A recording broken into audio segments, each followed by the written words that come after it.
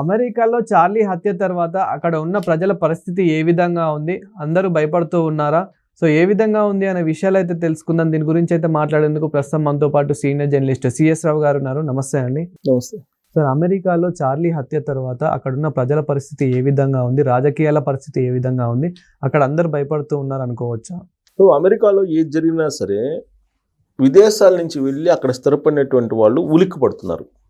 దానికి కారణం ఏంటంటే ఇల్లీగల్ ఇమిగ్రెంట్స్ ఉన్నారు, వీళ్ళని పంపించేసేయాలి అనేది ట్రంప్ తీసుకున్నటువంటి నిర్ణయం. ఆయన గత ఏడాది జనవరి 20వ తారీఖున ఆయన ప్రమాణ స్వీకారం చేశాడు. ఆ రోజు నుంచి ఆయన చేస్తున్న పని అది.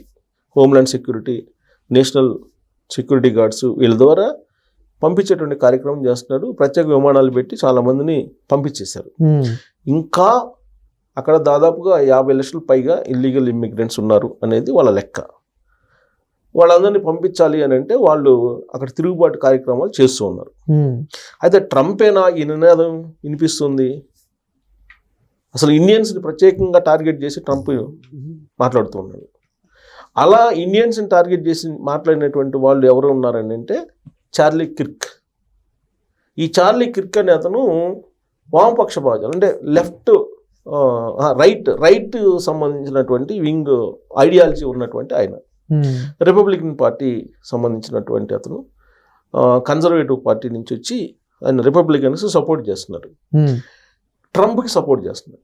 ట్రంప్ ఏదైతే ఎన్నికలకు ముందు నినాదం తీసుకున్నారో దానికి మద్దతు పలికినటువంటి వాళ్ళల్లో ఈ చార్లీ కిర్క్ కూడా ఉన్నారు. పైగా సోషల్ మీడియాలో ఈయనకి ఎక్కువ మంది ఫాలోయర్స్ ఉన్నారు. అమెరికా యూత్ ఎక్కువగా ఈయన్ని ఫాలో అవుతుంటారు. కారణం ఏంటంటే యూనివర్సిటీలోకి వెళ్ళి ఈయన స్పీచ్లు ఇవ్వటం, తర్వాత తన భావాల్ని స్పష్టంగా వ్యక్తం చేయటం, ఇవన్నీ ఉన్నాయి ఆయన దగ్గర. అందుకని ఆయన్ని బాగా లైక్ చేస్తుంటారు యూత్. ఆయన కెరీర్ మొత్తం కూడా ఆయన ఏదో ఒక స్వచ్ఛంద సంస్థ కూడా ఉంది ఆయనది. ఆ స్వచ్ఛంద సంస్థ ద్వారా ఈయన ప్రచారం చేస్తుంటారు. ఇండియన్స్ వల్ల అమెరికా నష్టపోతుంది, అమెరికాలో నిరుద్యోగం పెరిగిపోతుంది అనేటువంటి అంశాన్ని సదస్సులు పెట్టి ప్రచారం చేశాడు. ప్రచారం చేసి ఇండియన్స్కి ఉద్యోగాలు ఇవ్వద్దు, ట్రంప్ ఏదైతే చెప్పాడో ఈయన కూడా అదే చెప్పాడు. ఇండియన్స్కి ఉద్యోగాలు ఇవ్వద్దు, ఇండియన్స్కి H1B వీసాలు ఇవ్వద్దు, ఇండియన్స్కి వీసాలు ఇచ్చి ఇక్కడ ఉద్యోగాలు పొందుతున్నారు వాళ్ళు, ఆ కారణం చేత లోకల్గా ఉండేటువంటి అమెరికన్స్కి ఉద్యోగాలు లేకుండా పోతున్నాయి అనే భావజాలాన్ని బలంగా తీసుకెళ్ళినటువంటి అతను చార్లీ కిర్క్. ఇతన్ని ఊటా అనేటువంటి ప్రాంతంలో, అమెరికాలో ఉండే ఊటా అనేటువంటి ప్రాంతంలో ఇలాంటి సదస్సులో పెడుతున్నప్పుడు, ఇలాంటి సదస్సుల్లో ఆయన ప్రసంగిస్తున్నప్పుడు తుపాకీతోటి కాల్చేశారు. కాలిస్తే చనిపోయాడు ఆయన. కొన్ని గంటల క్రితం చనిపోయాడు ఆయన. మరి ఆయన చనిపోయిన తర్వాత అమెరికాలో పరిస్థితి ఏంటి అనే దాని మీద రకరకాల విశ్లేషణలు అక్కడ ఉండేటువంటి పత్రికల ద్వారా, అక్కడ ఉండేటువంటి న్యూస్ పోర్టల్ ద్వారా ఇప్పుడు వస్తుంది.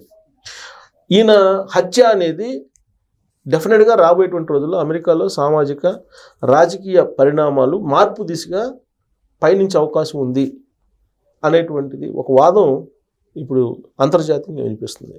కారణం ఏంటి? వలసవాదులకి వ్యతిరేకంగా ఈయన పోరాడాడు. సో దీని మీద వలసవాదులకు వ్యతిరేకంగా పోరాడిన అతన్ని హత్య చేశారు కాబట్టి ఎవరు హత్య చేశారు, ఎందుకు చేశారు అనేది ఫస్ట్ ఐడెంటిఫై చేస్తారు. సో వలసవాద వ్యతిరేక భావజాలాన్ని ఇతను నూరిపోస్తున్నటువంటి అతన్ని కాల్చేశారు అంటే ఖచ్చితంగా వలసవాదులే ఈ పని చేస్తుంటారు అనేటువంటి ఒక అనుమానం అమెరికా ప్రభుత్వం వ్యక్తం చేస్తుంది. అందుకే ఇప్పుడు ఇల్లీగల్ ఇమిగ్రెంట్స్ మీద ఇంకా ఎక్కువ రాబోయేటువంటి రోజుల్లో కాన్సన్ట్రేషన్ చేసే అవకాశం ఉంది ఇప్పుడు ఉన్నటువంటి ప్రభుత్వం. ఇది ఒక అంశం. 2, చార్లీ కిర్క్ ఏం చెప్పారు బతికున్న రోజుల్లో? లాస్ట్ మీటింగ్లో కూడా ఏం చెప్పాడు? H1B వీసాలు ఇండియన్స్కి ఇవ్వద్దు అని చెప్పారు. అంటే రాబోయేటువంటి రోజుల్లో ఇండియన్స్కి H1B వీసాలు మరింత కఠినతరం కాబోతున్నాయి, మరింత తగ్గించేటువంటి అవకాశం ఉంది. ఎందుకంటే చార్లీ కిర్క్ అంటే ఇప్పుడున్నటువంటి అమెరికా అధ్యక్షుడు ట్రంప్కి అత్యంత సన్నిహితుడు. చార్లీ కిర్క్ని ట్రంప్ అనేక సందర్భాల్లో ప్రశంసించారు. ఆయన భావజాలను కానీ, ఆయన స్పీచ్ని కానీ, ఆయన యూత్లో ఉన్నటువంటి ఫాలోయింగ్ని కానీ వీటన్నిటిని చూసి గ్రేట్ చార్లీ కిర్క్ అని చెప్పేసి చాలా సందర్భాల్లో ఆయన పొగిడారు. అలాంటి చార్లీ కిర్క్ ఎందుకు చనిపోయాడు అనేది ఆయనకి తెలుసు, అమెరికా అధ్యక్షుడు తెలుసు, అమెరికా దర్యాప్తు సంస్థలకు కూడా తెలుసు. సో కాబట్టి రాబోయేటువంటి రోజుల్లో ఈ ఇమ్మిగ్రేషన్ అనేది మరింత కఠినం కాబోతుంది. విదేశస్తుల్ని ఏరిపారేసే అవకాశం ఉంది. విదేశాల నుంచి వెళ్ళి అమెరికాలో స్థిరపడినటువంటి వాళ్ళని వేరిపారేసి వాళ్ళ సొంత దేశాలకు పంపించడం అవకాశం ఉంది. కారణం ఏంటంటే ఆల్రెడీ అక్కడ అన్రెస్ట్ ఉంది, ఆర్థిక మాంద్యం అంచుల్లో అమెరికా ఉంది, ఉద్యోగాలు ఊడిపోతున్నాయి, ధరలు పెరిగాయి, నిరుద్యోగం పెరిగింది. ఇలాంటి పరిస్థితుల్లో అమెరికాలో కనుక వేరే దేశస్తులు ఉంటే ఆ దేశంలో ఉండేటువంటి వాళ్ళు తిరుగుబాటు చేసే అవకాశం ఉంది, లేదా ఆ దేశంలో ఉండేటువంటి వాళ్ళు నిరుద్యోగులుగా ఎక్కువ మారిపోయే అవకాశం ఉంది.